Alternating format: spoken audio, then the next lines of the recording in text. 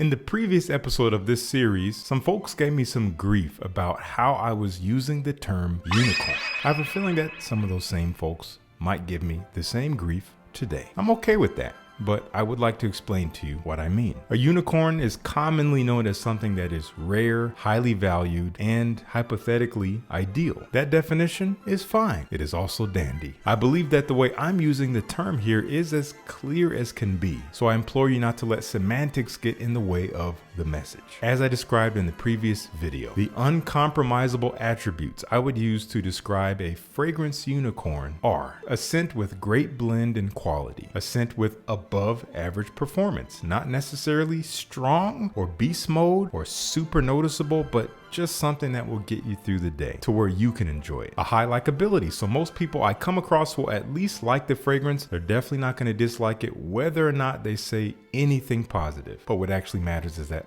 I like it. A relatively unique or distinct personality. I want the scent to have some kind of definitive nature to its profile. I want it to mainly smell just like itself and not to smell like a bunch of other things that I have. And versatility. It's something I want to be able to wear year-round, day or night. Now, to be honest with you, some of these fragrances will work better for that than others. Some of them, while I could wear them year-round, they may not be my first choice for a hot day out, so to speak, but we'll get into all that soon enough. So now that I think about it, my definition of a unicorn is really not all that different from the somewhat universal definition of it. Outside of it being rare, and we're not really talking about rarity here. I think we can all agree that these 5 attributes I've outlined are all highly valued and ideal characteristics of most fragrances we might be looking to buy. So the grief givers, give me some slack, will you? Now you might think that a unicorn fragrance is a 10 out of 10 fragrance for me, and it's simply not, at least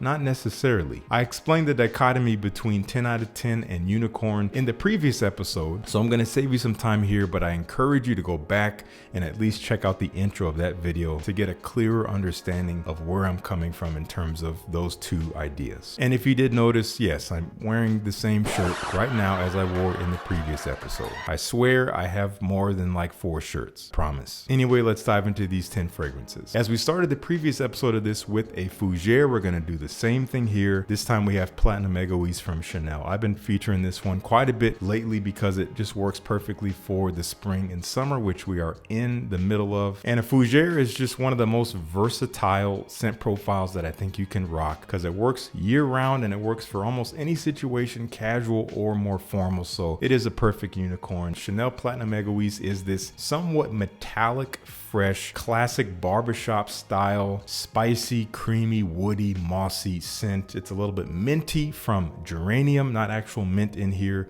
So there is this cooling, uplifting quality. There's a feeling of cleanliness, but it is masculine. It is confident smelling and it's very sophisticated. But again, it checks all the boxes for me. If there are boxes to check, which are those 5 boxes for this video, this does it. Chanel Platinum Égoïste is a 10 out of 10 for me. So as I said, unicorns aren't necessarily 10s for me, but they can be. This next fragrance is a 9 out of 10, and this is coming from Ormonde Jayne. This is Ormonde Man. This is a beautiful fragrance that is so easy to wear, but still has definitiveness. It's this very interesting, fresh, woody fragrance. Juniper berry making it fresh. Almost has this nutty, sap-like, woody sweetness to it, if that makes any sense. I think it's the hemlock, a very particular smell that is super interesting and very, very pleasant. It smells masculine. To me, there's this musky quality kind of surrounding it that just makes it dry on the skin in this calm, confident way. It doesn't smell like something that's trying to get attention, but you will stand out because it holds its own. It's its own thing after all these years on the market. This has been out almost 20 years, if not longer, and it still stands out as something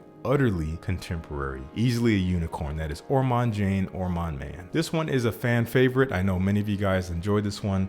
It is one of the go-to recommendations for a niche fragrance that smells of high quality and that does not cost all the money you have in your bank account. This is from Essential Parfums. It is Bois Imperial. Everyone knows this fragrance to smell reminiscent to fragrances like Ganymede from Marc-Antoine Bois, Kenzo Homme EDP from Kenzo. Those two and this fragrance were all perfumed by the same perfumer, Quentin Biche. So I can see the through line. I see how they are related to one another. They're not all exactly the same, but they are similar. So you might want to think twice and be very careful with your sampling to make sure that you find enough difference between all of them before deciding to just own all of them, because they might be a little redundant in your collection. This is a very easy to like fresh woody fragrance. A little bit of aromatic spicy basil with this kind of staticky, soft, enveloping, musky woodiness, almost like an iso-y super feel. So there is this not super natural feeling to the woody quality, but it still smells utterly pleasant and still smells very engaging. One of the most attractive, simple, but interesting woody fragrances that I can recommend to anyone, and I think a lot of people would agree with that. It may not be a total love because it's not super special. It's just highly functional and really well done. That is Essential Parfum Bois Imperial. And if you're wondering what constitutes a 10 out of 10 versus anything lower than that, you're asking some good questions, my friend. You're gonna want to check out this video up here where I take a deeper dive into what that means for me. Let's keep it moving. This next fragrance is from an Italian brand called Giardini di Toscana. They sent this to me a couple months ago. It really surprised me. I did not expect to like this as much as I do because I did not expect as much depth as it has. This is called Colonia Nobile, and this is a green citrus aromatic like scent. That's what I knew I was getting, but when I wore it, there was so much more. There was this deep, rich, ambery, resinous warmth to it, kind of bringing this darker, sweet quality that is still very much wrapped up by green, leafy freshness. It is simply beautiful. It's way more multi-dimensional than I was expecting. And I give this easily an 8.5 out of 10. This is a solid fragrance. It smells of beautiful quality. It's easy to wear. It smells distinctive. Doesn't remind me exactly of anything else. I'm still kind of getting to know it, so more to come as I wear this throughout the warm weather. But let me know if you've tried this one. If you haven't yet tried it, I'm going to have a link down below to check it out. That is Colonia Nobile from Giardini di Toscana. Up next from the house of Nishane, we have a flanker to a highly favored fragrance from the house known as Wulong Cha. This is Wulong Cha X. I give this a solid 8.5 as well. Lovely fragrance. Also kind of surprised me. I was expecting it to be way more redundant to its predecessor.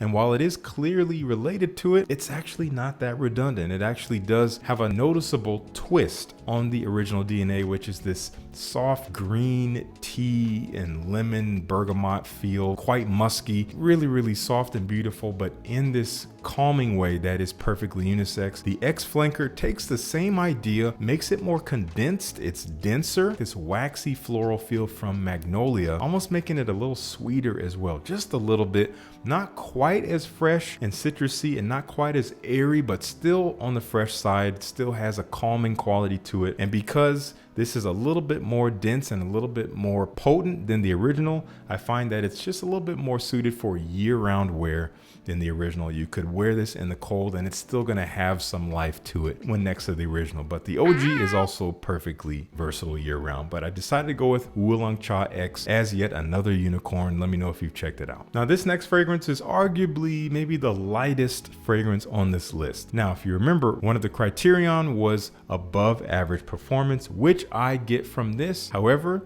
and this goes for any fragrance of which I talk about the performance or of which you hear anything about the performance, your mileage can and will vary. So do not expect the exact same results as far as performance from this fragrance if you happen to try it. From Acqua di Parma, we have Cipresso di Toscana, another Tuscan fragrance here. And the Bleu Mediterranean line is known to not be the strongest collection for a lot of people. They are eau de toilettes, maybe bordering on eau de cologne, but surprisingly, I only have one other fragrance from this line, which is Fico di Amalfi. This and Fico are above average performers for being lighter scent profiles. I could easily expect anywhere from the 6 to 8 hour range of longevity. Granted, it does sit pretty close after about 3 or 4 hours, which how could you expect much more than that from a fresh fragrance? Let's be realistic, guys. But this is lovely. I love the wearing experience of Cipresso di Toscana. I easily give it an 8 out of 10. I wore this on a weekend away and it was pretty much one of my daily dry drivers every day that weekend, and I just got some good experience with it and really enjoyed wearing it. It made me feel very masculine, very refined, but kind of easygoing. This is very pine and cypress heavy, green woods, very green, almost like being out in the forest. There's maybe some other herbs in here like basil, quite a bit of basil actually. And I almost get this fougere-like feeling. There's almost this creamy, slightly sweet tonka bean coumarin base to it. As it dries down, just feels very refined and masculine. It's just such an easy fragrance to wear. It's been on the market like 20 years almost, but it smells perfectly modern. Again, it's kind of in the fougere territory, which is a timeless scent profile. So I'm loving this stuff. Let me know if you've tried this, and if you haven't tried it, there's going to be a link down below to check it out. Acqua di Parma, Cipresso di Toscana. And one more Italian brand, why not round it out with a little hat trick here? This is a brand based out of the Siena region.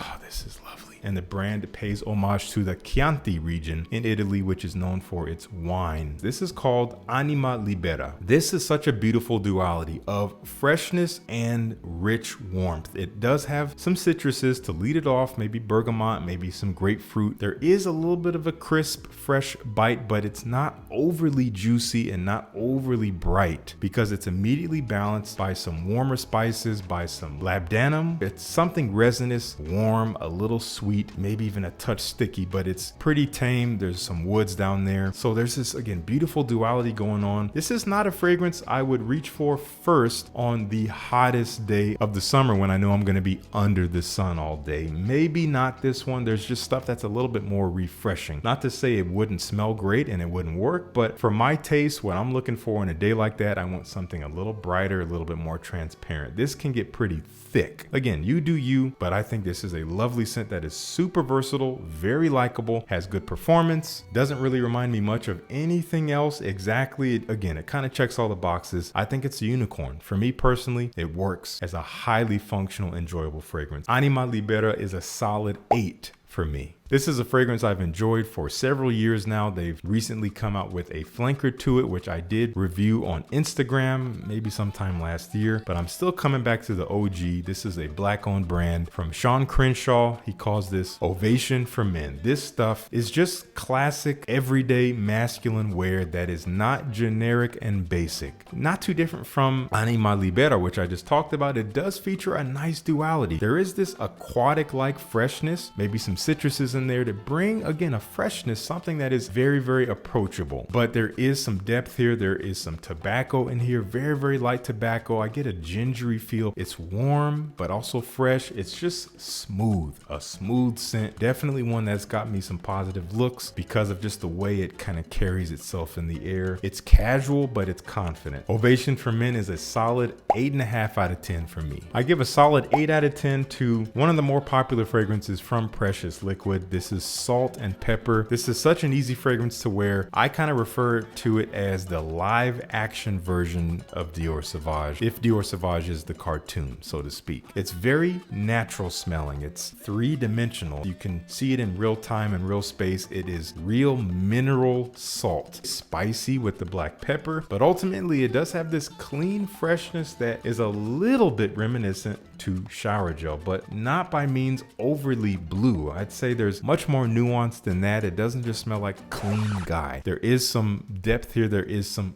thought here, but overall it's something that's easy to wear, something you can wear for any occasion all year round. It's going to be likable. It has good performance for a fresh scent. It's going to give you everything you're looking for aside from maybe the most interesting scent profile, but it is of elevated quality that is undeniable. Salt and Pepper from Precious Liquid. And the final fragrance is one of my absolute favorites from Fragrance du Bois, and I think it's one of the more versatile options that is still interesting, and the quality here is stunning. Oud Bleu Intense. This is a beautiful unicorn for me. This is a 9.5 out of 10, almost a 10, just based on the wearing experience and how it makes me feel when I wear it. I love it when I have it on. I just love others more. They just affect me in a way that I don't have words for. Oud Bleu Intense is such an interesting fragrance. You know what? And smelling it here, this is a 10. This is a 10 out of 10. I'm amending myself. Oud Bleu Intense is still my favorite from the house. This stuff is so fresh in a very interesting way. It uses a lot of resins, a lot of myrrh resin, maybe some incense, definitely a little bit of oud down there, but it is so smooth. It just adds some depth to the scent. And there's a lot of mandarin orange, which I think plays to the freshness of the scent, somehow brings a liveliness to these darker elements. It is so strange how you can have something resinous and kind of rich, but fresh and light and almost clean smelling. Hard to describe. I did my best, but I don't think I did a great job. I think you should get your nose on this if you haven't already. Get yourself a decant. There will be one linked down below with the discount code. Try Oud Bleu Intense if you haven't already. I'm telling you, I believe this is one of the absolute best from the house, bar none. Oud Bleu Intense from Fragrance du Bois, 10 out of 10, and a unicorn. Well, you know what to do. Let me know down in the comments if you've tried any of these fragrances, what you think of them, and if you have yet to try them, then make sure you go down to the description where there are links to check them out. Thank you so much for tuning in. Peace. I'll see you in the next one.